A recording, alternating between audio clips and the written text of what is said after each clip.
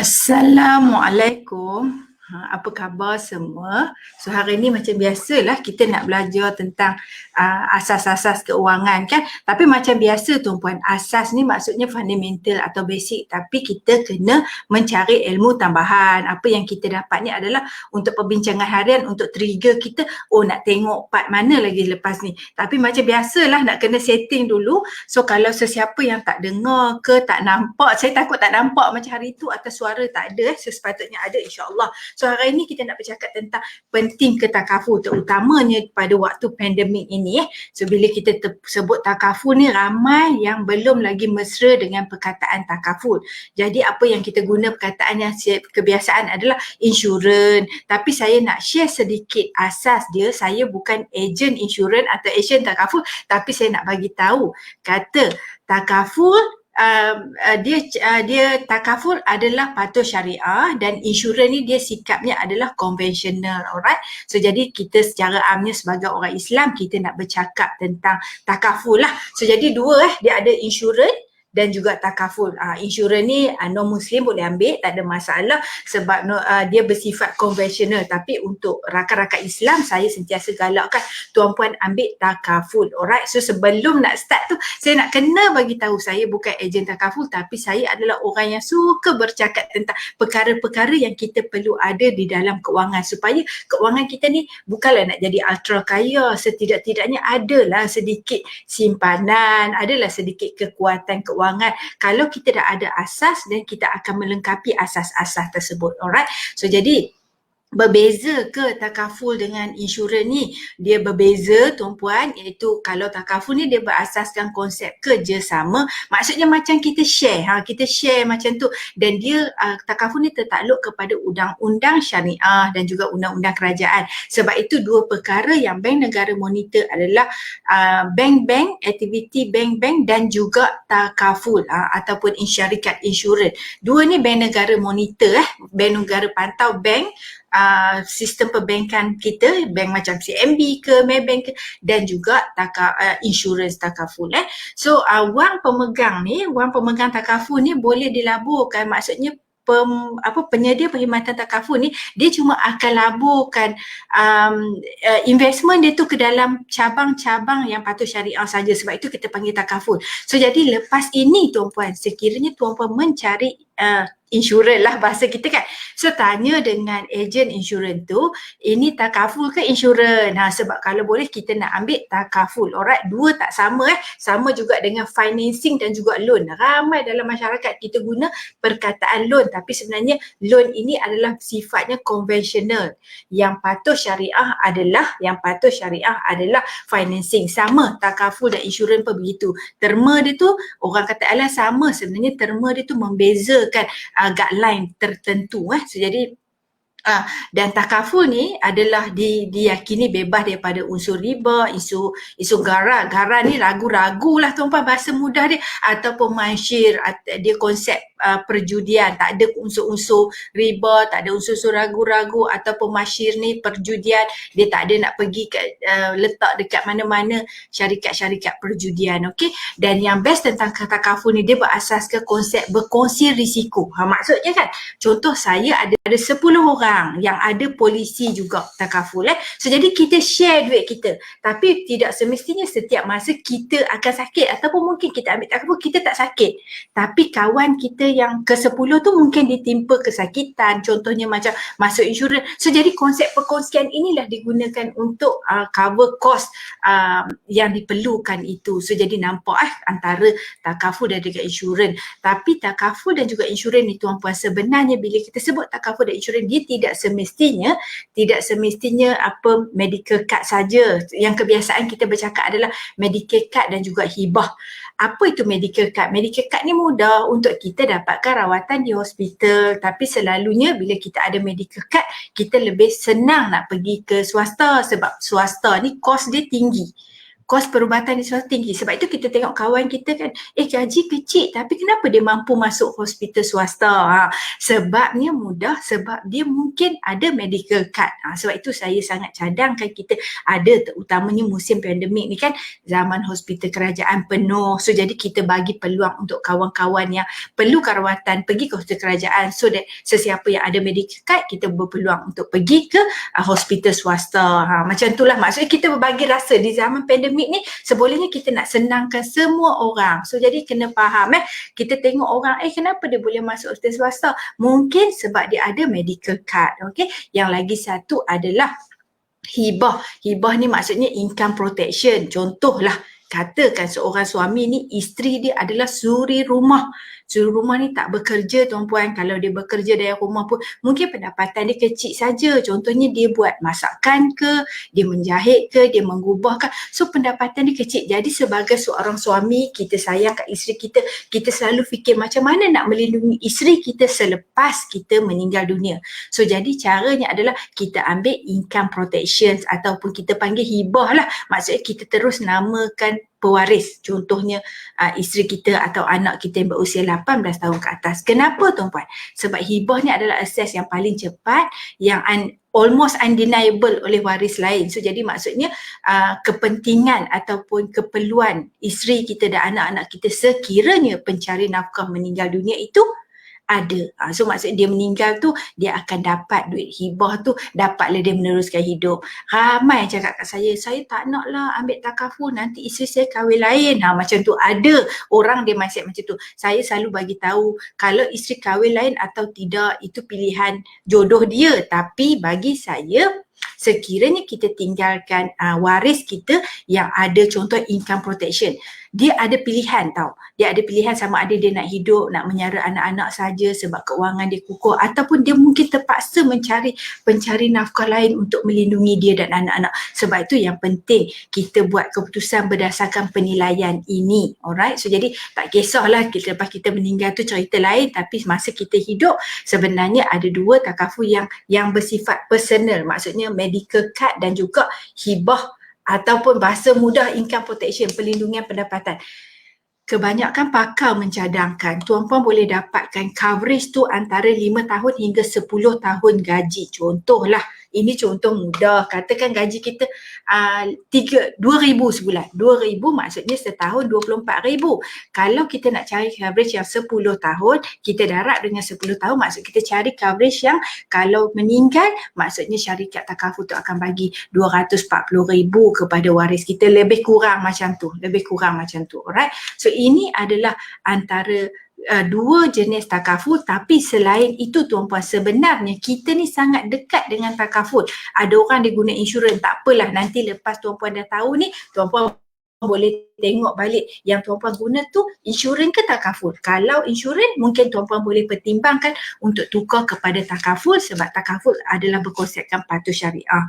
So jadi produk-produk takaful ni bukannya kata untuk yang personal macam diri sendiri, medical card ataupun hibah atau income protection je, tapi kita juga ada macam takaful kereta, kenderaan kita naik tu kan, so ataupun takaful rumah ataupun takaful kemalangan diri. Inilah pampasan tu yang kita duk kata income protection tu bukan sebab kita meninggal saja tuan-puan, mungkin sebab kita ni kecederaan ataupun hilang upaya. So inilah yang bakal melindungi dan memberi sedikit bantuan keuangan terhadap kita. Alright.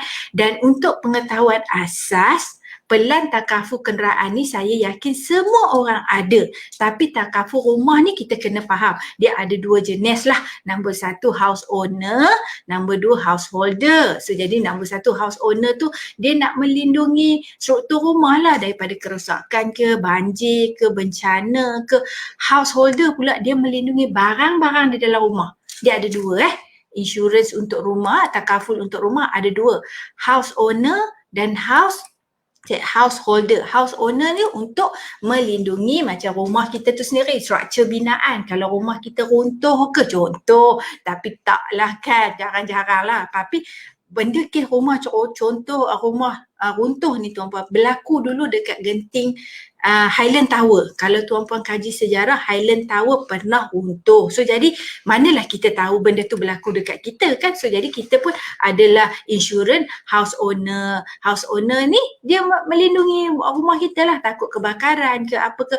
Householder ni contoh, kalau macam kita rumah marhin ni mungkinlah kita tak ambil, tak ada masalah. Tapi macam contoh rumah-rumah orang kaya, mungkin dia ada piano ke, dia ada barang elektrik yang mahal ke, dia ada harta pusaka yang mahal dalam rumah dia ada macam pokok antik yang dia nak lindungi, so dia juga boleh ambil takaful tersebut. Itulah. Tapi ingat saya bukan ejen takaful, cuma saya sangat-sangat menekankan kepentingan takaful. Bila nak kena ambil tuan-puan, saya selalu cadangkan terutamanya anak muda yang duk buat part time, contoh kan, buat part time macam grab food, buat part time macam banyak masa dekat luar kan, kita ni susah nak cari pendapatan tambahan, itu sangat cemerlang. Sesiapa yang hari ni susah tapi tidak merungut, tidak marah-marah, pergi cari peluang membina pendapatan kedua, buat grab food lah, apalah. So ini adalah sangat-sangat bagus. Agama suka, masyarakat suka. Macam tu. So jadi sekiranya kita ni banyak bekerja dekat luar, mungkin kita ni salesman ke, kita buat grab food ke, apa ke kan. So jadi adalah penting untuk kita mendapatkan perlindungan takaful. Setidak-tidaknya bagi anak muda dah 6 bulan bekerja, dah boleh start survey takaful. At least kalau contoh kan, kalau anak muda kan yang belum kahwin, tuan-tuan boleh utamakan dulu takaful ini untuk melindungi diri sendiri. Kenapa? Sebab diri kita kalau banyak masa dekat luar, kita berisiko lebih besar, right? Tapi betul lah dekat rumah pun kalau nak meninggal ke, nak aksiden sama akan berlaku juga. Na'udzubillah, kita minta kurang, kita minta tak berlaku. Tapi risiko untuk orang yang berada kat luar tu lebih tinggi secara amnya, alright? So jadi nampak kenapa perlu 6 bulan selepas bekerja. Bila kita kerja je, 6 bulan kita dah kena tengok keperluan, mampu tak saya bayar takaful. Dan yang penting tuan-puan, takaful ni jangan ambil lebih dari kemampuan. Kenapa ramai yang kita tengok dekat media sosial, dia marah-marah, dia bising-bising, dia kata takaful tak bagus, tak cover whatsoever.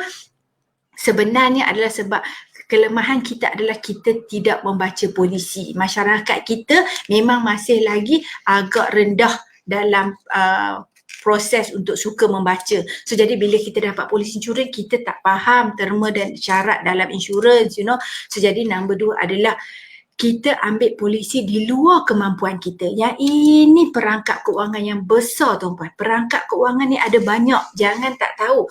Mesin cukur air kita, penapis air kita pun kalau kita mampu kita guna. Tak mampu dia boleh menjadi perangkap keuangan. Kereta pun sama. Tak kira jenama apa. Kalau kita mampu kita belilah. Kalau kita tak mampu kita kena berhati-hati sebab kereta juga boleh menjadi perangkap keuangan kita. Sama dengan taska sekolah anak. Ini semua adalah perangkap-perangkap keuangan yang kita kena jaga, dan takaful boleh menjadi perangkap keuangan sekiranya kita ambil tanpa ilmu. Oleh tu kalau boleh lepas 6 bulan kita kerja, kita tengok keuangan kita, mampu tak saya bayar takaful, dan kita ambil takaful. Kalau gaji kecil maksimum ambil dalam 15% dah cukup.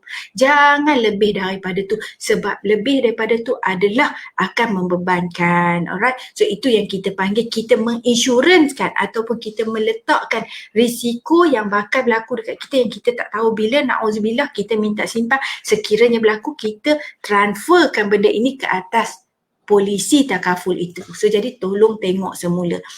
Ini tentang takaful peribadi tuan-puan. Bagaimana pula tentang takaful kekayaan? Bila tuan-puan dah capai certain tahap, contohnya lah dah bekerja, tadi saya cerita takaful yang medical card yang baru-baru 6 bulan tu untuk orang yang baru kerja. Tapi contoh kita dah bekerja 2 tahun. Fresh graduate, definisi saya sebagai HR, saya selalu mendefinisikan anak-anak muda yang baru bekerja 3 tahun. Ini masih lagi kategori fresh graduate bagi kita dalam industri pekerjaan. So jadi sekiranya tuan-puan dah bekerja 2 hingga 3 tahun, tuan-puan dah nak keluar dah daripada gelaran fresh graduate kepada senior dah tu, kiranya nak jadi pekerja dalam masyarakat, orang yang menyumbang kepada masyarakat. Bila tuan-puan masuk ke dalam masyarakat, contoh dah 3 tahun bekerja, 2 tahun bekerja, dah stabil income, gaji dah naik kan contoh. So jadi apa yang tuan-puan kena buat? Tuan-puan juga perlu menginsurankan kekayaan. Tadi kita cerita insurankan diri kita, insurankan aset kita, macam rumah kita atau kereta kita. Tapi bagaimana kekayaan kita dalam bank? Contoh kan, kalau dalam bank, kalau tuan-puan letak di dalam bank, contoh CIMB, Maybank, tuan-puan perasan tak ada dia tulis, kalau tak perasan lepas ni kena tengok, dia tulis PIDM melindungi RM250,000 duit kita di dalam bank. Kalau lebih tu tak cover lah. Kalau apa-apa PIDM melindungi RM250,000. So jadi setakat tu saja dia lindungi. Katakanlah tuan-puan, contoh macam Kak Charis ni, kawan saya yang saya sangat sayang bertahun-tahun dengan saya, dan ramai lagi orang-orang lain yang ada kekayaan yang sangat banyak. Apa fokus tuan-puan? Bila dah capai macam 2-3 tahun bekerja, tuan-puan kena melihat secara serius untuk menginsurankan pula kekayaan atau melindungi kekayaan. Dalam asas kewangan untuk melindungi kekayaan adalah buat apa?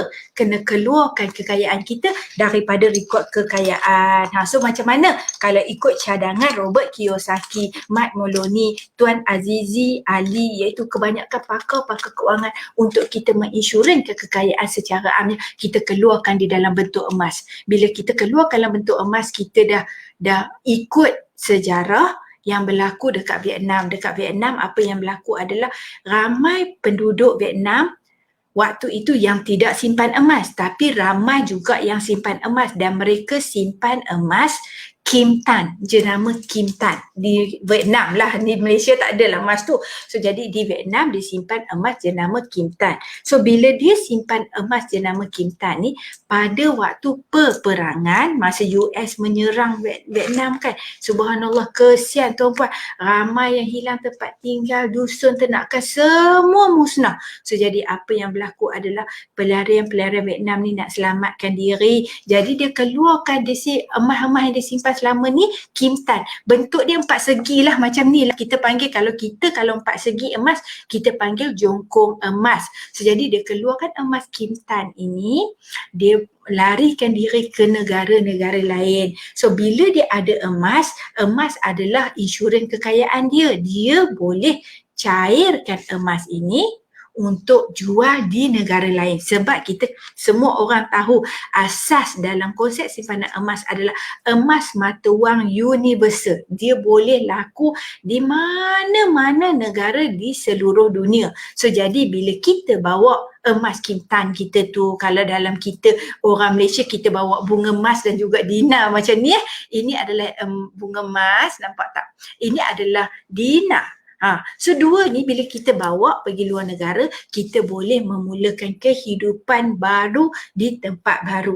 Ini yang seronoknya tentang simpanan emas. Kita kena insurans kekayaan kita. So saya harap beberapa minit perkongsian saya tentang takaful itu bernilai untuk tuan-puan. Hari ini semak balik dalam struktur kewangan, sebenarnya takaful adalah salah satu bahagian. Of course kita ada simpanan, kita ada pendapatan, kita ada simpanan, kita ada takaful, kita ada pelindungan kekayaan, kita ada perbelanjaan.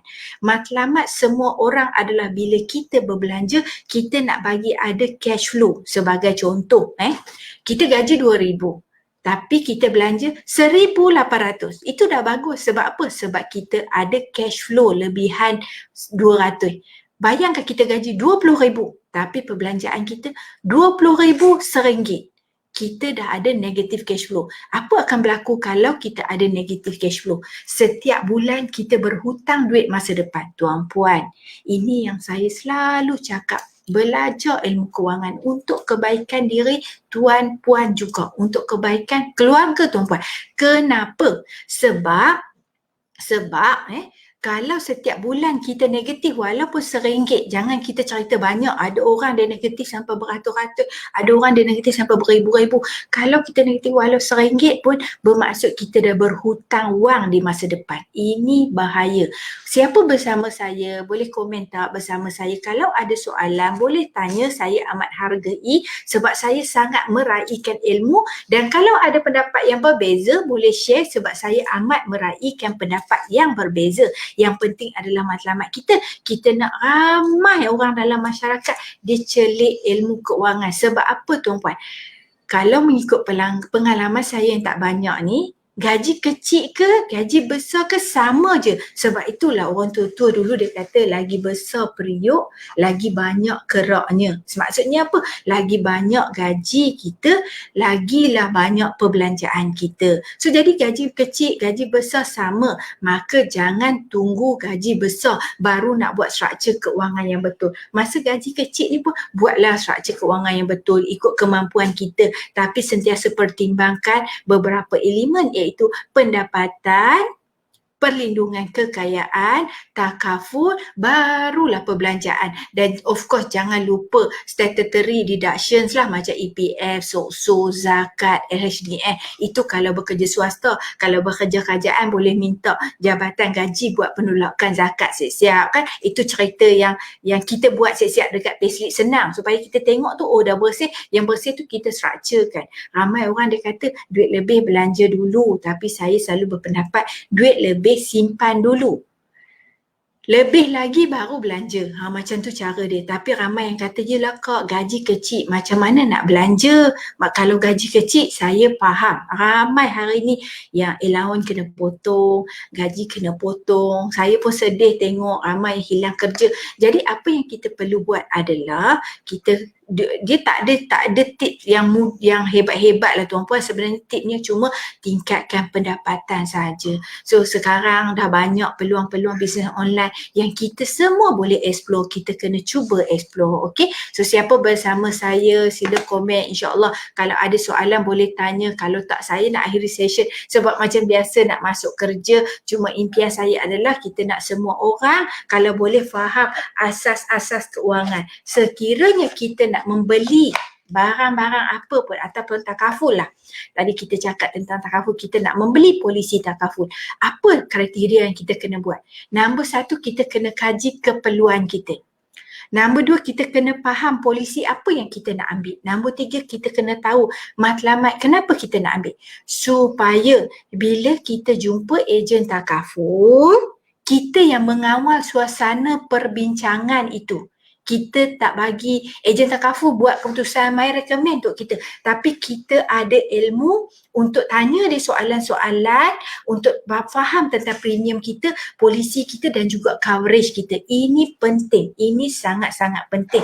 Kenapa tuan-puan? Sebab dalam suasana tertentu, sebagai contoh, kita berurusan dengan jurujual. Tak kira walaupun beli sepasang kasut, kita kena mengawal emosi dan situasi. Bila kita berjaya mengawal emosi dan situasi, kita berjaya mengawal perbelanjaan. Macam yang saya selalu cakap, tuan-puan boleh tanya mana-mana pakar keuangan, yang selalu saya cakap adalah sekiranya kita gagal mengawal emosi dan juga suasana, emosi dan situasi, secara automatik kita akan ada masalah kewangan sebab kita tidak ada kawalan ke diri, kita kurang ilmu untuk kita faham apa yang kita nak ambil sebenarnya. Sama dalam takaful. Alright. So terima kasih siapa yang bersama saya, Azlina Makzin. Oh, saya baru tahu kata Cik Azlina jual oximeter. Okey, nanti saya PM Puan Azlina untuk beli ya. Saya baru tahu. Saya tak tahu selama ni. So bolehlah saya beli nak hantar dekat keluarga saya kan. So jadi waalaikumsalam kepada Ati, waalaikumsalam kepada Puan Rosita Lamim. So hari ni kita bercakap tentang takaful. Kita dah bercakap banyak lah tentang dana cemas, tentang keuangan dan keluarga, cara membina kekayaan, cara menambah pendapatan. Dan hari ni kita nak bercakap tentang melindungi diri kita dan juga aset kita. So ingat, sebenarnya semua orang ada takaful. Bahasa masyarakatnya adalah insurans. Cuma hari ini ambil peluang yang baik ini untuk faham bahawa insurans itu adalah konvensional. Yang non-Muslim tak ada masalah. Tapi kita yang Muslim sebolehnya lepas ni bagi tahu dekat ejen kita cakap saya nak produk takaful, saya tak nak produk insurans. Sebab takaful ini dia berkonsepkan perkongsian dan dia adalah tertakluk kepada undang-undang syariah. Alright, undang-undang syariah ni maksudnya dia patuh syariah lah. Dia tak ada ciri-ciri riba, dia tak ada unsur-unsur ghara, dia tak ada mansyir atau kita kata tak ada unsur-unsur perjudian. So jadi dan konsep takaful ni adalah memang kita tak dapat pulangan yang tinggi sebab takaful ni bukan pelaburan. Ramai orang salah faham. Ingat kalau nak melabur kat takaful. Takaful sebenarnya saya galakkan tuan-puan ambil takaful dengan matlamat untuk perlindungan bukan untuk pelaburan. Untuk pelaburan tuan-puan boleh buat cabang lain, hartanah, bitcoin, cryptocurrency, saham. Dalam tim saya pakar saham, Insunarti yang sangat pakar saham. Emas, kalau emas insya-Allah boleh sertai tim kami ajar lengkap ilmu dia insya-Allah. Dan juga apa lagi? Hartanah boleh kalau sesiapa yang ada modal besar, yang orang kata banyak masa boleh melabur dalam hartanah. Banyak cabang pelaburan tetapi takaful secara amnya saya berpendapat tuan-puan ambil bagi tujuan perlindungan. So jadi tuan-puan tak boleh expect ada pulangan. Dalam perlindungan dia bukan semestinya kena ada pulangan tapi dia akan melindungi sekiranya tuan-puan dalam keadaan yang macam kemalangan, kematian, hilang upaya, benda-benda macam ni kita tak tahu boleh berlaku dekat sesiapa saja. Kalau ikut pengalaman peribadi saya, dulu abah saya sangat sihat tuan-puan. Tak ada langsung simptom tapi abah saya ni orang yang sangat kuat bekerja dan tiba-tiba dia jatuh dan dia stroke. So ini adalah situasi yang tidak dijangka, di luar jangkaan. Ibu saya sama, dia sihat je, elok je, tiba-tiba satu hari sakit perut yang sangat dalam, sangat teruk. Rupa-rupanya ada batu karang dalam perut nak kena operate. Dan semua ini tuan-puan memerlukan kos. Waalaikumsalam Puan Alin, terima kasih bersama saya. So ada soalan tak tentang kata kafur sebab macam biasa topik kita akan lain-lain. Saya dah ada senarai yang mana topik-topik yang kawan-kawan tanya, yang kawan-kawan bagi dan saya letak. Saya bukan pakar tapi saya sukalah berkongsikan pengalaman saya yang sikit ni dan juga bahan-bahan bacaan sebab saya baca sangat banyak buku tuan-puan. So jadi kan setiap hari saya akan wajibkan diri mesti kena baca buku. So jadi yang buku saya tu memang kadang-kadang saya baca berulang-ulang lah. Ini antara buku-buku keuangan yang saya baca. Tapi saya kalau untuk ilmu emas saya sangat mencadangkan wang emas lah.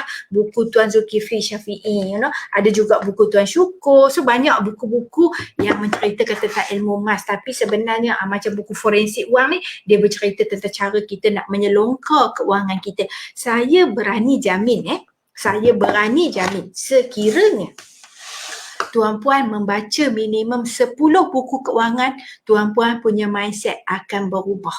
Tuan-puan akan melihat sebenarnya isu keuangan tidak wujud. Yang wujud adalah isu kita gagal mengawal dua perkara iaitu situasi dan juga emosi. So ini yang kita kena buat untuk kita mengadakan kawalan terhadap kekayaan kita. Sebab itu tuan-puan tengok kadang-kadang orang yang bebas wang, kenapa dia lebih tenang? Sebab dia ada dua kemahiran iaitu mengawal situasi dan mengawal emosi. Bila dia nak beli sesuatu kan, dia ada bargain power. Bargain power maksudnya dia tenang, dia dah buat kajian tentang produk tu, dia dah tahu dah tentang fungsi produk tu. So bila dia bercakap dengan perunding perkhidmatan tu, dia tahu apa soalan-soalan yang ditanya, dia tahu apa expectation atau demand yang nak dibuat. So jadi ini yang kita kena belajar dan cara nak belajar adalah melalui minimum 10 buku keuangan.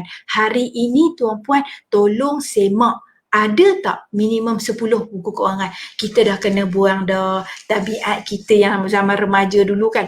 Zaman remaja dulu kita banyak buku komik, buku novel kan. Ataupun kita kena buang dah tabiat kita yang suka tengok TV, tengok drama.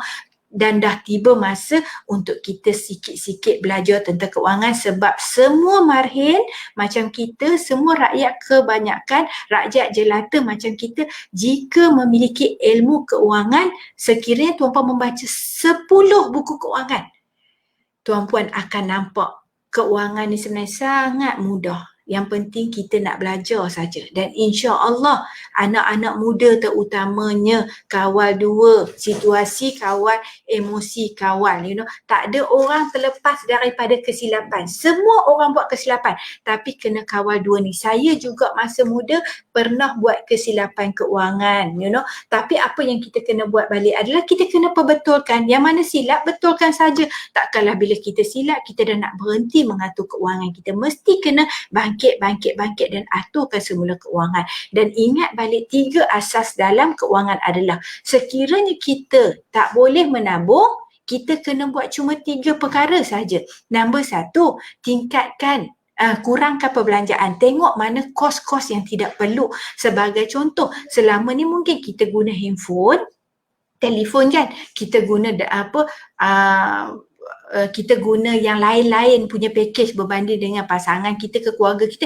Lepas ni mungkin kita dapat guna family package contoh. So jadi kenal pasti kos-kos yang tidak perlu. Ataupun siaran TV berbayar. Saya selalu tertanya-tanya siaran TV berbayar perlu tak? Sebab selama ni saya tak ada, saya ni marhid, saya tak ada rancangan TV berbayar. Sebab apa? Sebab peruntukan itu saya membeli buku. Saya membaca buku. So jadi tuan-puan mungkin boleh pertimbangkan selepas ini, tengok balik perlu tak dekat rumah ada rancangan berbayar. Saya ada TV lah dekat rumah, tapi ada kawan saya dalam industri emas, TV pun tak ada dalam rumah. Subhanallah, orang yang sangat konsisten lah. Maksudnya keluarga dia tak tengok TV.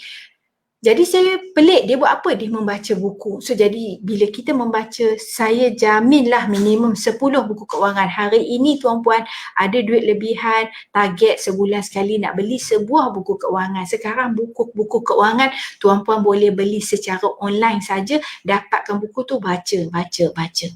Sebab kadang-kadang kita dengar orang beli 5 rumah, 10 rumah, kita rasa orang tu kapitalis, orang tu kejam, orang tu tak faham, orang tu jahat, orang kaya ni semua jahat lah bahasa mudah dia. So jadi kita anggap macam tu. Tapi bila kita baca 10 buku, kita faham kenapa orang simpan mas ni orang yang tamak, orang yang kejam, orang yang gila harta, nak jadi karun, nak kena tanam dalam tanah, nanti Allah tarik, nanti Allah hukum. Kita fikir macam tu sebab kita belum membaca minimum 10 buku keuangan. Selepas kita baca 10 buku keuangan, kita akan nampak perbezaan mindset dan tahap pemahaman kita. Ini bukan untuk kebaikan orang lain, tapi untuk kebaikan kita sendiri dan keluarga kita juga. Kalau contoh sebagai seorang suami, kalau dia faham kepentingan hibah atau dia faham konsep income protection, subhanallah, kalau boleh sekarang juga menggeletar dia nak ambil. Tapi kenapa kita relax je tak ada hibah ataupun income protection?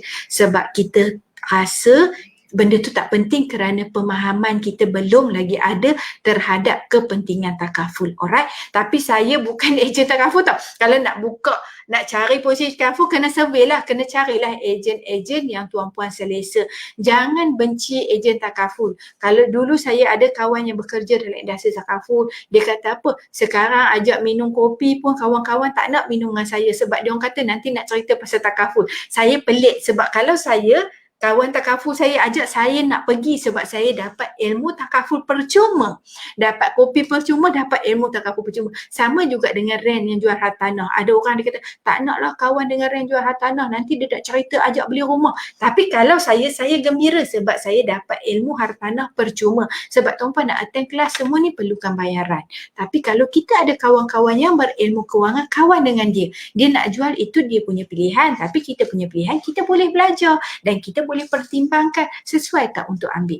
Betul, kalau tuan-puan ada ilmu tentang takaful, tuan-tuan faham kepentingan struktur kewangan, tuan-tuan dah tak fikir banyak sebenarnya. Tapi sebab kita belum faham konsep ini. Alright, so ini saja daripada saya. Macam biasa, jom kita tengok 2 perkara yang kita nak buat setiap hari, iaitu tanya diri 2 perkara.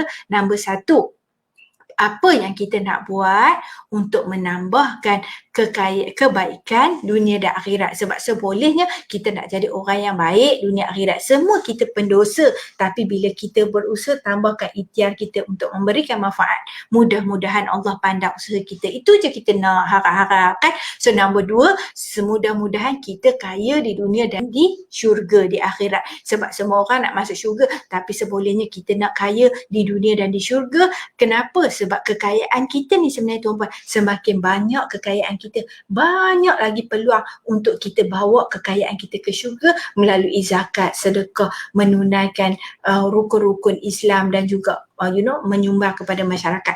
Tak apa, tak kaya duit pun tak apa, kaya ilmu. Sebab tu saya kata baca 10 buku kewangan dulu. Lepas dah baca tu, tuan-puan dah kaya ilmu, dah boleh start kongsikan ilmu. Kongsikan ilmu ni sebenarnya sedekah yang sangat besar. Sebab bila sesiapa berubah kerana ilmu tuan-puan, maka tuan-puan akan beroleh pahala yang berpanjangan. Sebab akhirnya akan jadi apa? Tuan-puan akan di dunia dah kaya dah, tak kaya harta tak apa, kaya ilmu, kaya juga. So jadi bila kaya ilmu, apa risiko yang kita ada? Sekiranya kita kaya ilmu kewangan, apa risiko kita ada tuan-puan? Risikonya adalah kita akan memiliki kekayaan dunia juga. Ini selalu dah saya nampak. Sesiapa yang ada ilmu kewangan, insya-Allah dia juga akan tahu cara untuk membina kekayaan dia. Dan nombor 2, kita nak kaya di syurga sebab kita nak bawa dunia dan akhirat. Jadi kita akan dapat, kita tak nak dekat dunia kita miskin, dekat akhirat kita miskin, kita akan jadi apa? Orang yang papa kedana. Alright. So malam tadi harga emas zuk naik balik. Macam biasa. Ini biasa tuan-puan. Hari tu dia turun teruk, turun banyak. So jadi cepat-cepat saya kata kat Tin, cepat-cepatlah simpan menabung emas waktu harga turun. Sebab sekarang dia dah naik balik. Memang emas macam tu. Waktu harga dah turun tu, jangan takut, segera tingkatkan simpanan sebab dia akan naik balik. Hari ni dia dah naik balik lah. Saya tengok graf malam tadi, subhanallah, mencanak naik. Saya bagi tahu kat tim siapa yang belum menabung bulan ni, cepat-cepat menabung sebab dia sedang naik yang sangat-sangat laju. Saya kata graf tu laju. Kita baca graf, kita tengok graf, jadi kita tahu